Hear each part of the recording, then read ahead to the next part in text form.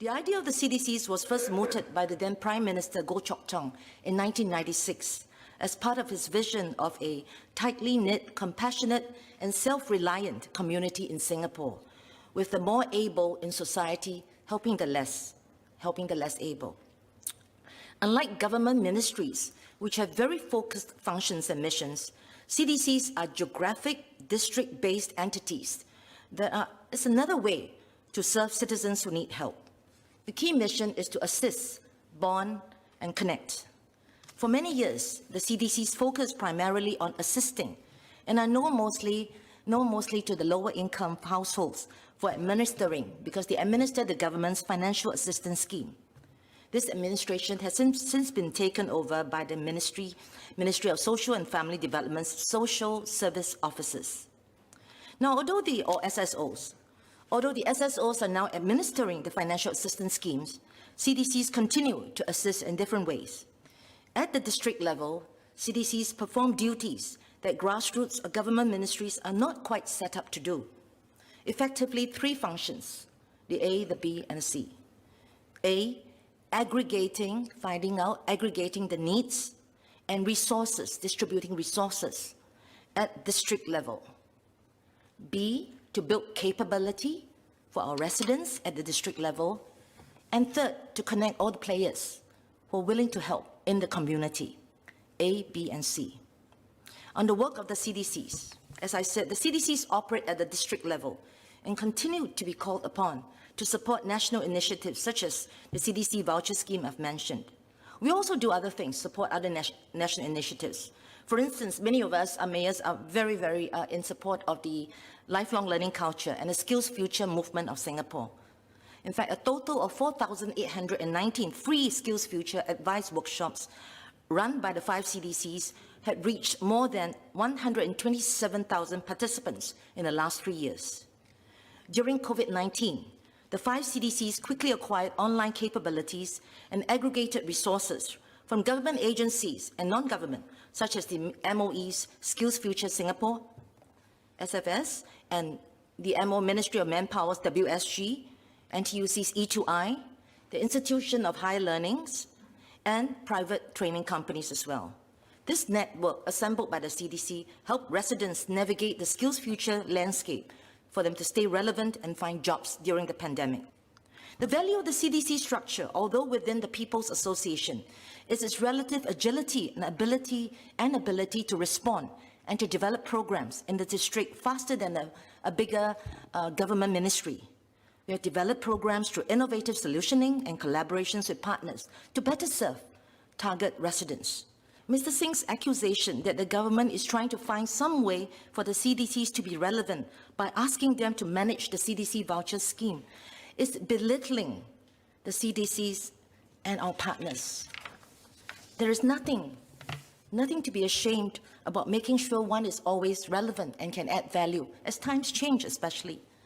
When Prime Minister Lee graciously created the role of the leader of the opposition, much to Mr. Singh's surprise himself, did Mr. Singh not accept the role when he was asked, and the office and the research assistant and the salary, and try to do his best to be relevant too?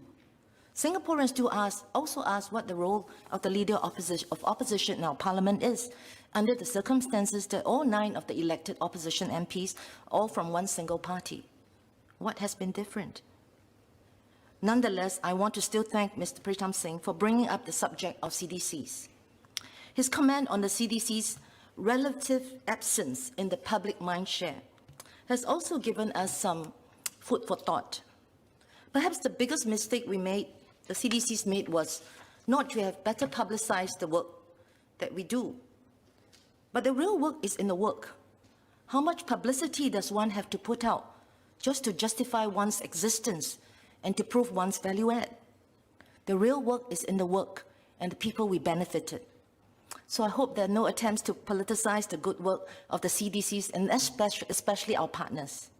When I called for a review of whether mayors should be full-time, this wasn't personal vendetta against current mayors or mayors who have been full-time mayors in the CDCs before. Neither was it an indictment against the programs that are run by the CDCs. It is helpful for us to take a look back at the evolution of the CDCs. I think Ms. Denise Phua tried to do that, but I don't think she provided a complete picture. And I would attempt to do so. When the CDCs were first formed in 1997, 96, 97, the mayors were not full-time, they were part-time. They became full-time appointments, to my understanding, after the elections in 2001. And that's because the trajectory of the government thinking at that time was government programs, Comcare assistance, key fast things which are done by MOE today would go through the CDCs. Selection of where childcare offices or childcare centers would be also came through the CCCs. CDCs, I beg your pardon. The budget of the CDC was increased, and it's helpful to look at the Hansard in that era. COS 2002, budget of the CDCs was increased from $19 million in 1997 to $153 million in 2001. So you find this evolution of the CDCs, I think, best encapsulated when Minister Vivian Balakrishnan was Minister MCYS, I believe.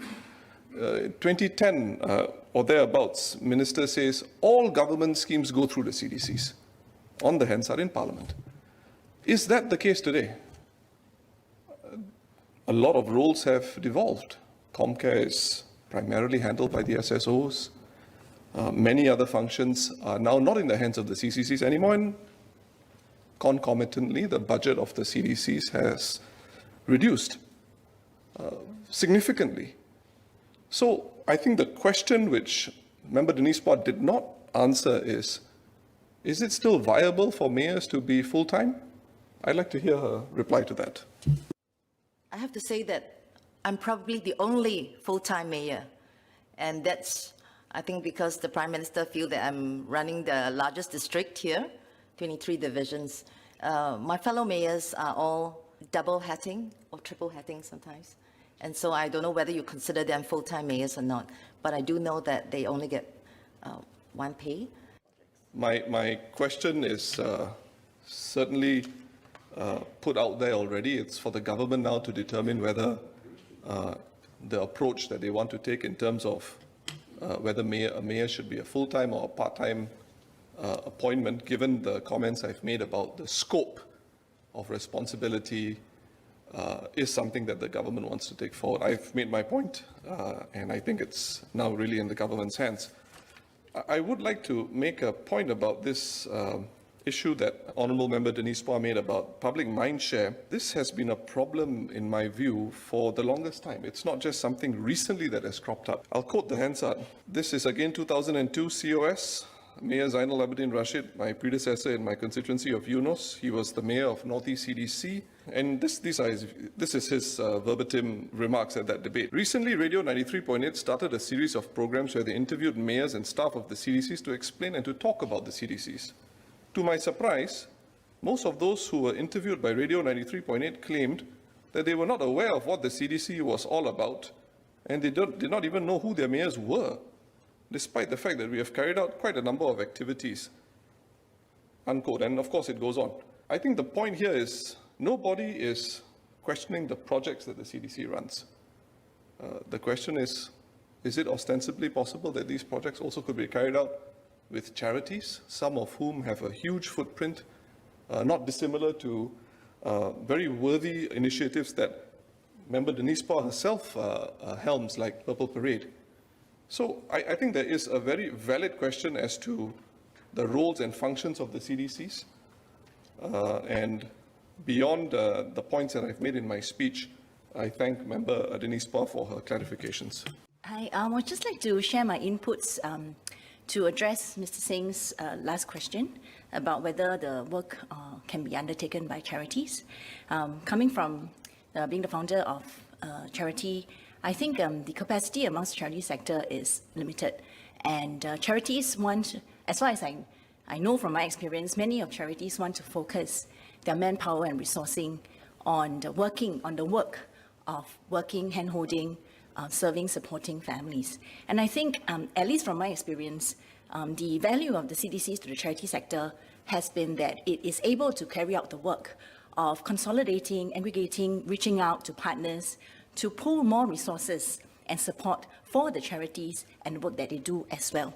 So this is the part that I find that as a charity member in society, we do benefit greatly from the CDC's amalgamation of resources to bigger corporations who are willing to give to the sector but would like to be part of a bigger movement that then disseminates these resources out to the various charities who want to focus their resources on doing the work of supporting the communities directly.